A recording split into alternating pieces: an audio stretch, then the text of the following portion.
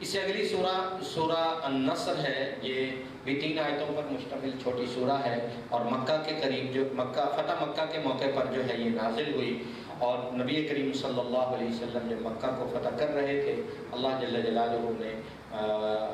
مکہ کی فتح اور نصرت کی مبارکباد دیتے ہوئے اللہ کی فتح و نصرت کو اس کا سبب بتایا، اور اللہ کی حمد و ثنا کی طرف اشارہ فرمایا، اذا جاء نصر اللہ والفتح وَرَأَيْتَ النَّاسَ يَدْخُلُونَ فِي دِينِ اللَّهِ أَفْوَاجًا، جب اللہ کی مدد اور فتح آ گئی اور تم نے لوگوں کو دیکھا کہ وہ فوج در فوج اللہ کے دین میں داخل ہو رہے ہیں، تو اے پروردگار، اپنے پروردگار کے حمد کے ساتھ اس کی تسبیح کیجئے اور اسی سے مغفرت مانگیے، إِنَّهُ كَانَ تَوَّابًا، یقیناً وہ بہت توبہ قبول کرنے والا اور معاف کرنے والا ہے۔ یہ بظاہر فتح، مدد، نصرت، اسلام کی ترقی، لوگوں کا ذوق در ذوق دین میں داخل ہونا، اللہ کی تسبیح، تحمید، استغفار، یہ تو اس کو بیان کرنے والی صورت ہے۔ صحابہ فرماتے ہیں اس آیت کو سن کر ہم بڑے خوش ہوئے کہ اللہ کی مدد اور فتح آ گئی، اور اللہ کا دین پھیل گیا،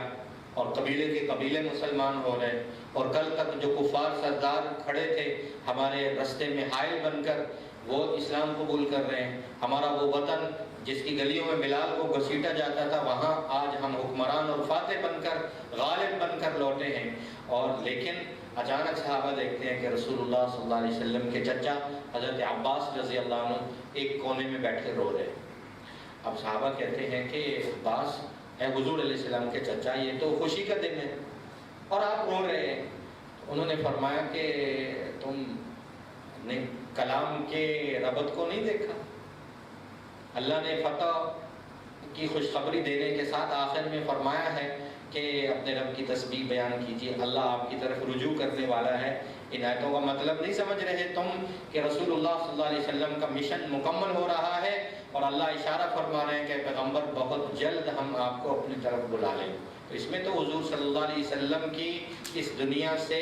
پردہ فرمانے کی بھی خبر موجود ہے۔ تو صحابہ حضور علیہ السلام کے پاس گئے، رسول اللہ آپ کے چچا عباس یوں کہہ رہے ہیں۔ حضور علیہ السلام نے فرمایا وہ ٹھیک سمجھے۔